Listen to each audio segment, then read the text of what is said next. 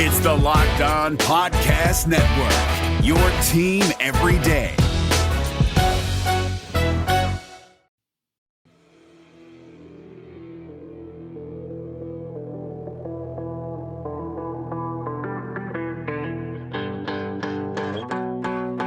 You are Locked On Buccaneers, your daily Tampa Bay Buccaneers podcast, part of the Locked On Podcast Network, your team every day.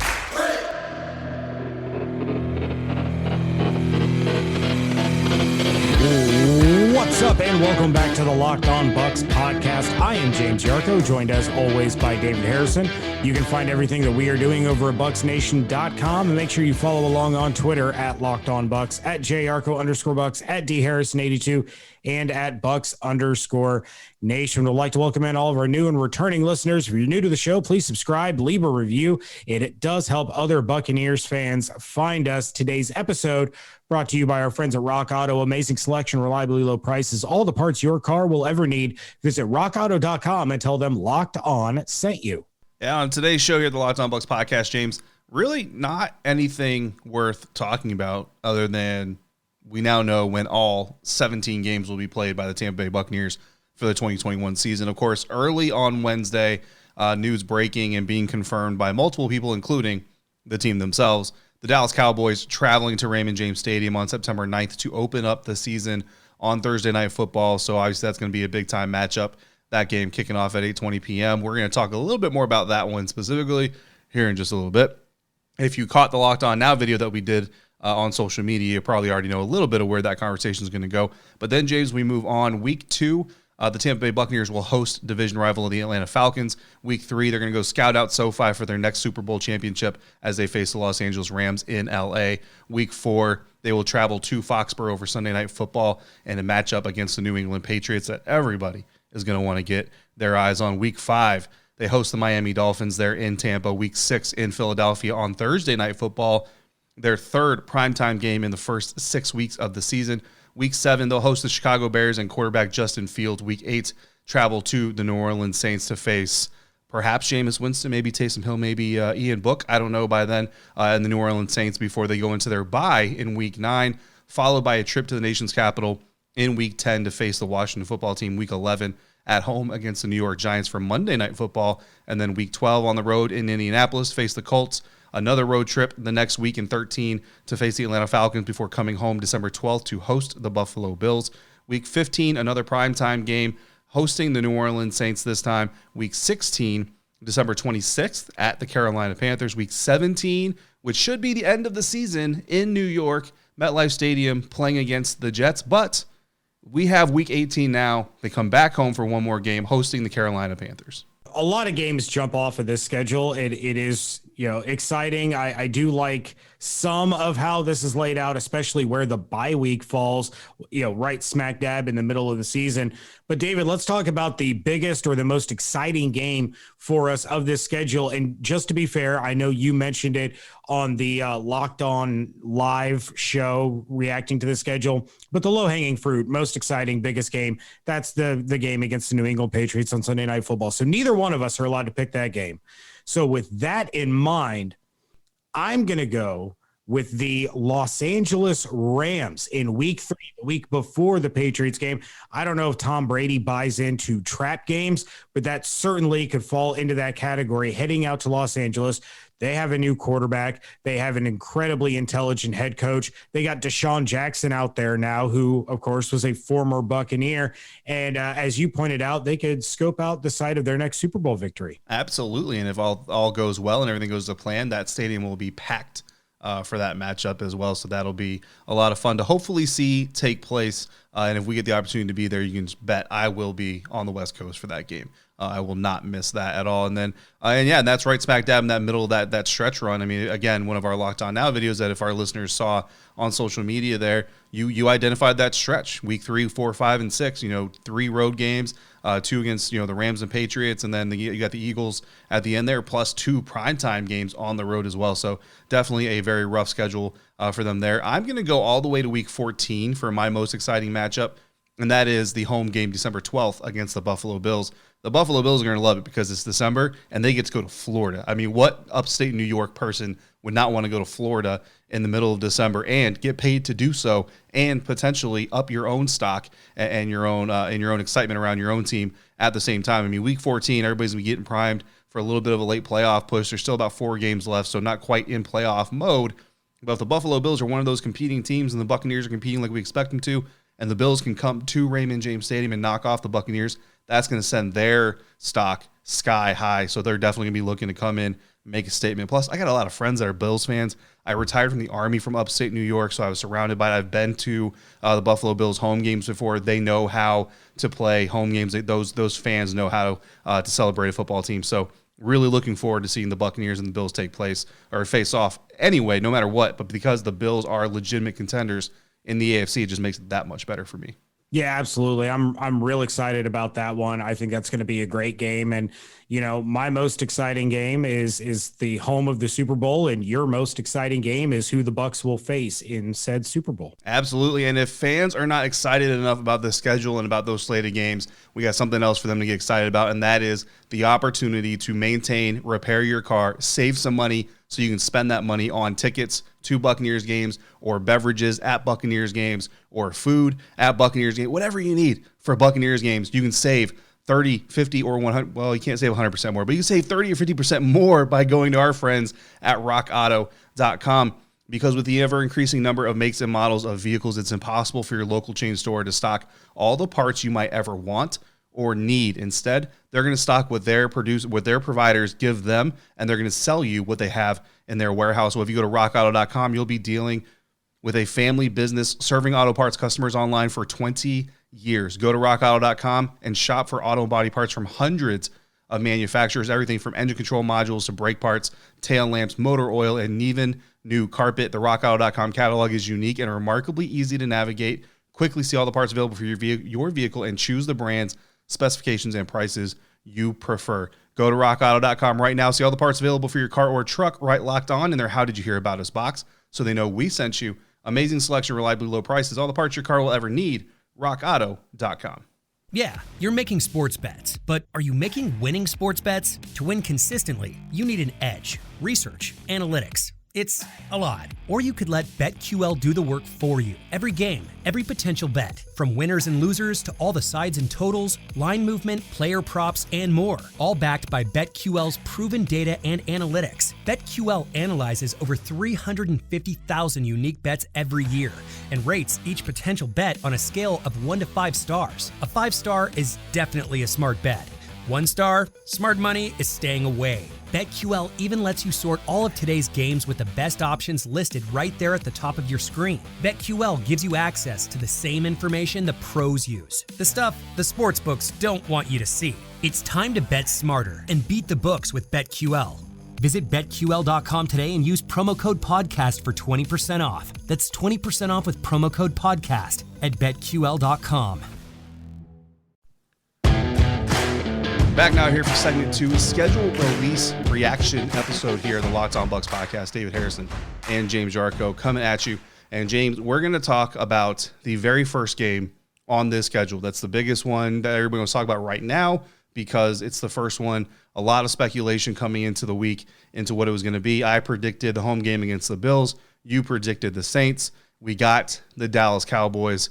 Again, if people saw our Locked On Now about it, they already know I'm not the biggest fan of that selection. I'm going to get into a little bit of why here in just a second. But first, we're going to share with you a reaction of other media members, more established, fair enough, media members from Good Morning Football as they react to the news that the Tampa Bay Buccaneers would open their Super Bowl defense campaign against the Dallas Cowboys. Let's talk about the first game on the slate, if we could, guys. Dak's comeback tour begins against the defending champion Buccaneers. I love it. Dak is back. He's well paid. He's healthy.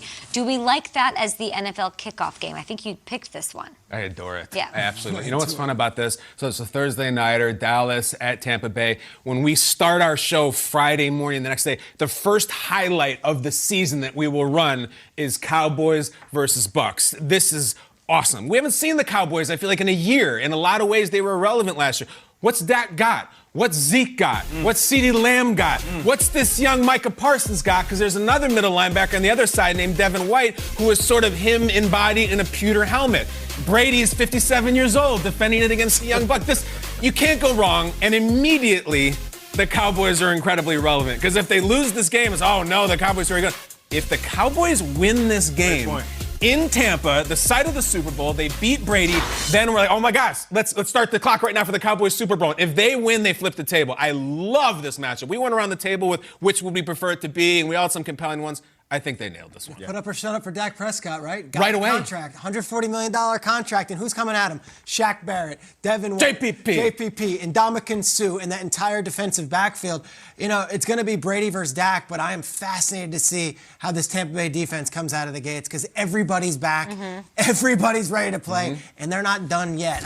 I love this matchup. I think obviously the Cowboys have the star in their helmet, and they're the glamour team, but I think Tampa Bay is going to be a big favorite in this one, and I think that defense is going to feast and may be looking to feast on Dak Prescott and that Cowboys offense. Yeah, what's intriguing to me is that Dallas Cowboys defense. That was the storyline last year. Even before Dak Prescott got hurt, he's putting up these crazy numbers, and we're praising Dak Prescott. But we're like, what's going on with this defense? Historically bad D, even though they have a ton of talent at every level. Now they made some adjustments, added some pieces. Yeah. But what happens if they go out there and shut down Tampa? What happens if this defense becomes a strength of this Dallas Cowboys team?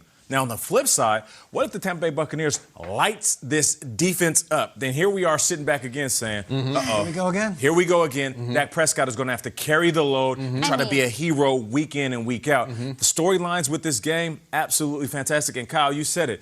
If they win, look out. It's crazy. Here we go. The hype train is real. I even might bring out my old school starter jacket with a star on it. But if they lose, guess what? We still will be talking about them because everybody loves Cowboys conversation. If you're Dak, do you love this going up against that defense, that front? I don't know if I love this. I mean, look, there's no rollout games in this league. Screw it. Let's go win and let's beat the champs. First came back from injury, take on this ridiculous pass rush, and Tom Brady, week one. Hopefully the offenses both can bring it. All right, All right, James. So the Tampa Bay Buccaneers, Super Bowl champions. Tom Brady's your quarterback. Your defense just held the Kansas City Chiefs, Patrick Mahomes, to 9 points. And the subject of conversation, because the Dallas Cowboys are your week one opponent, is what? Well, let's break it down here a little bit. And Good Morning Football guys aren't the only guys doing this, okay? So I know that's the audio that we just shared, but I want to make it clear that this is one of the reasons I don't like this matchup, because when you have the first game of the season, the NFL season, the league that has the most parity of every professional sports league in this country, if you're that league, you should do everything that you can to make the storyline, the game, the matchup, the Super Bowl champs coming in against the contender that's trying to dethrone them, whether that's another NFC team, whether that's a divisional rival, which I know they haven't done a lot of division. I think Greg Allman tweeted they haven't really done a whole lot of division rivals through the history of this whole week one opening game situation with the Super Bowl champ being the opening team. Got it. But you had a chance here. We talked about this. You had a chance here with the Buffalo Bills. And yes, I picked the Buffalo Bills as my preferred opening game, but there's reasons for it. And the reasons for it were exactly the opposite of what we're getting now. The reason, if the Buffalo Bills are opening the season in Tampa, in Raymond James Stadium against the Buccaneers, while the Buccaneers get their Super Bowl rings, the conversation is the matchup. It's AFC Championship team that went to the AFC Championship, right? Competitor looking to get over the hump, trying to dethrone the Buccaneers, who just got over the hump themselves, won the Super Bowl, dethroned Patrick Mahomes, and the dynasty that was supposed to be the Kansas City Chiefs in the making. That's the storyline.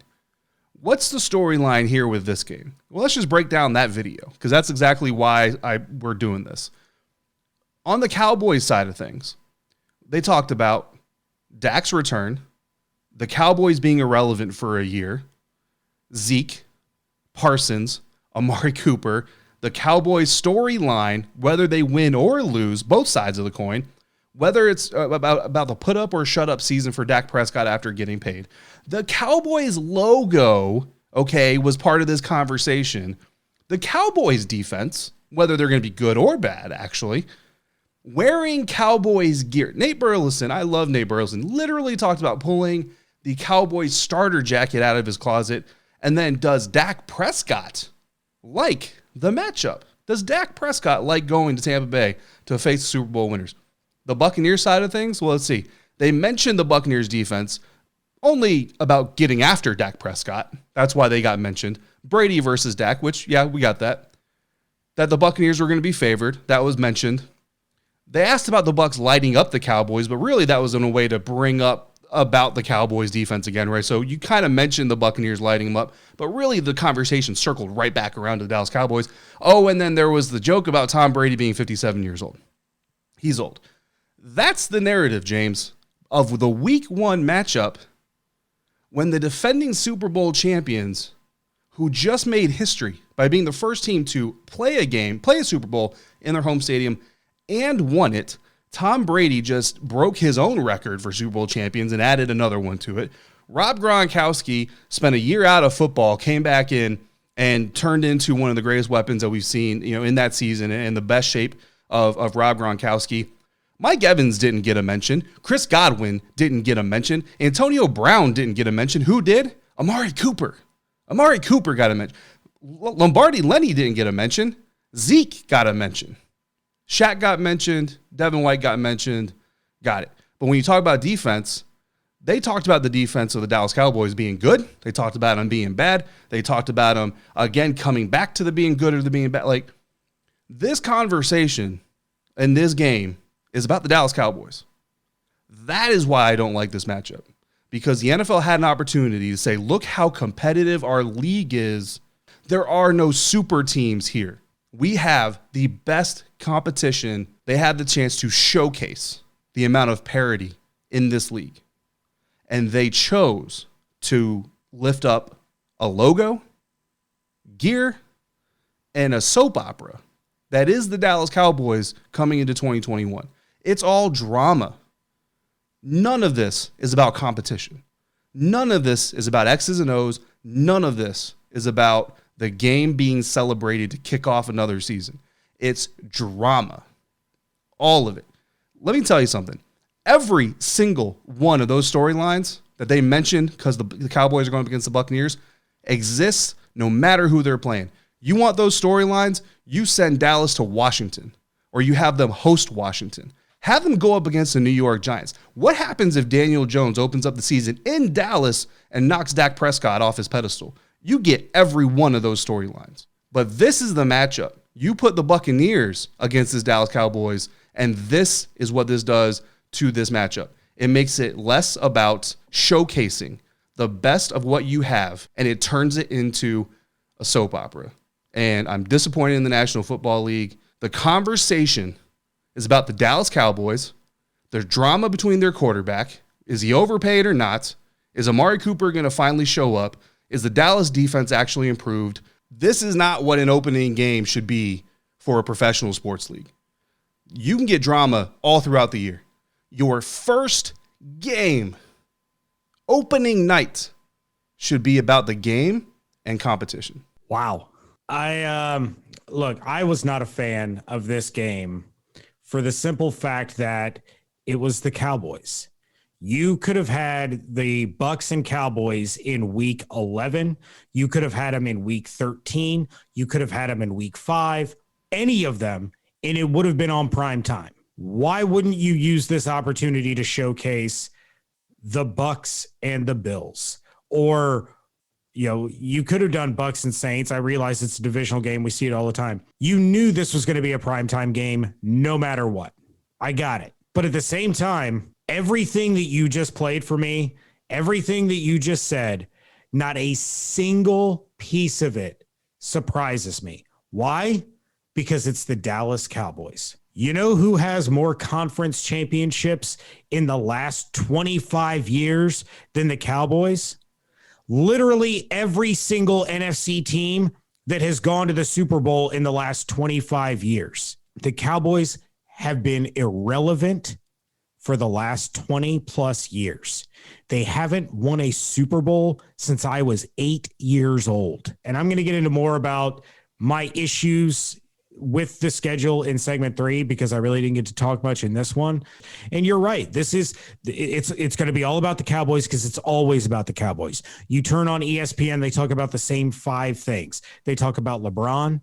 They talk about the Cowboys. They get to talk about Tim Tebow again. Are we excited about that? It's always the same things over and over and over because, like it or not, the Cowboys have a massive fan base that's spread all across the nation. And they looked at the Bucs' upcoming opponents and they said, we are going to crush the ratings by putting the Cowboys on this game and the return of Dak Prescott. Yeah, of course. And yeah, we will have more to talk about this, not just on this episode, probably in some future episodes as well. We're going to do so thanks to our friends over at betonline.ag, the fastest and easiest way to bet on all your sports action. Baseball season is in full swing. Basketball is going on. Hockey is entering playoff season. UFC MMA is happening as well. Before the next pitch, head over to betonline.ag on your laptop or mobile device and check out all the great sporting news, sign-up bonuses, and contest information. Don't sit on the sidelines anymore. This is your chance to get into the game as teams prep for their runs to the playoffs. Head to the website using your computer or mobile device. Sign up today and receive a 50% welcome bonus on your first deposit when you use the promo code LOCKEDON. BetOnline, your online sportsbook experts. When you talk to a Built Bar fan, they are definitely passionate about their favorites, and they have some incredible flavors. Coconut almond, cherry, raspberry, mint brownie, peanut butter brownie, double chocolate, salted caramel. There are even limited edition seasonal flavors. If you haven't tried all the flavors, guess what? You can get a mix box, and you will get 2 of each of those flavors that I just listed, and you can pick your own favorites. They are great for the health-conscious person. In fact, most of the flavors have 17 grams of protein, 130 calories, 4 grams of sugar, 4 grams of net carbs. Go to BuiltBar.com, use promo code LOCKED15, and you'll receive 15% off your order. Use promo code LOCKED15, LOCKED, number 1, number 5, for 15% off at BuiltBar.com. Wrapping things up here on a schedule release reaction edition of the Locked On Bucs podcast.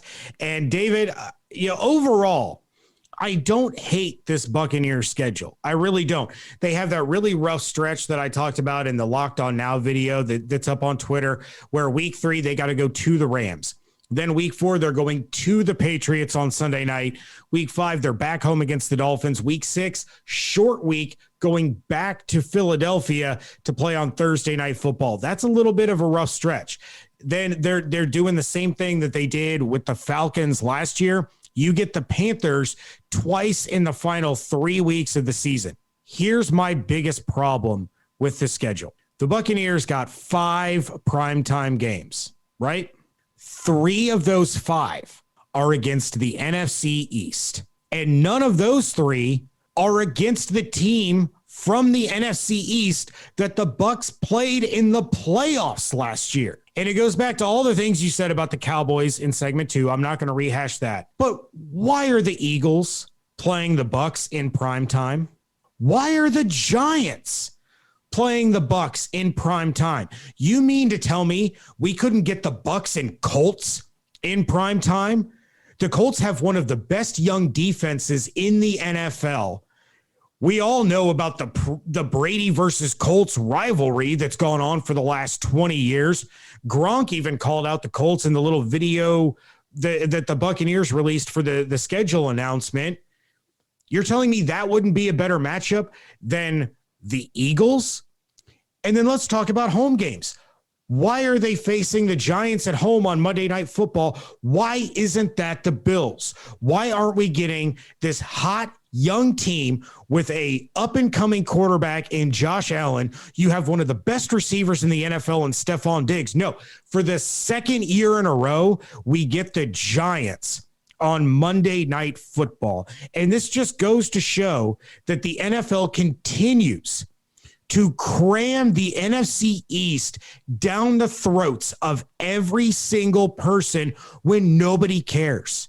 This was the worst division in football last year, and they are plastered on primetime like they are every single year. I get that they have large fan bases. I get that these are quote unquote historic teams, but the Cowboys haven't done anything in almost 3 decades. The Eagles had one good year with a backup quarterback. The Giants have been irrelevant since the last time they played the Patriots in the Super Bowl. Stop jamming the NFC East down our throats. There were better matchups that deserve to be on prime time that don't involve a second-year quarterback in Philadelphia that nobody knows what he's going to do, and Daniel Jones, who we know is not it. Yeah, I mean, nobody's schedule is perfect, but this one has some pretty glaring flaws that could have been easily avoided, I think, for the NFL. So, and it is what it is. At the end of the day, the Tampa Bay Buccaneers are going to take the field against whoever they have to take the field against. They're going to put the best product on the field that they can, the way that they did last year, the way they've always tried to do, and they will continue to try to do, because no matter what happens, this is a franchise that does care about trying to get things done the right way.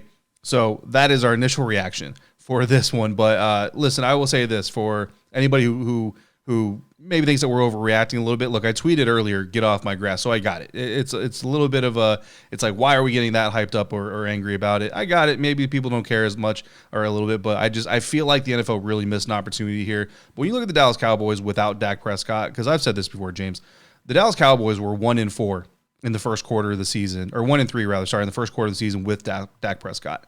They went 1-3 in the second quarter. They went 1-3 in the third quarter. And then they went 3-1 in the final quarter with Andy Dalton against 4 non-playoff opponents.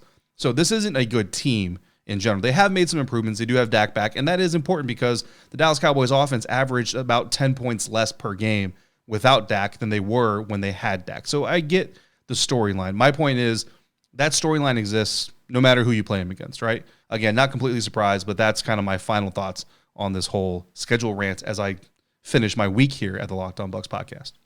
Yeah, that's right, David. You have a much, much deserved day off on tomorrow's show, which means I need all of our listeners' help. Send us your schedule reactions to 813-444-5841 or email them in to lockedonbuckspodcast@gmail.com. Make sure you check out everything that we are doing over at bucksnation.com. Follow along on Twitter at LockedOnBucks, at JARCO_Bucks, at DHarrison82, and at Bucks_Nation. And don't forget to get more of the sports news you need in less time with Locked On Today podcast. Follow the Locked On Today podcast on the Odyssey app or wherever you get your podcast. Hope you all have an absolutely outstanding day. Stay safe, stay healthy, wash your hands, be good to each other, and only 119 days until the Bucs kick off the 2021 NFL season. Hope you all have an absolutely outstanding day. Thank you so much for joining us right now.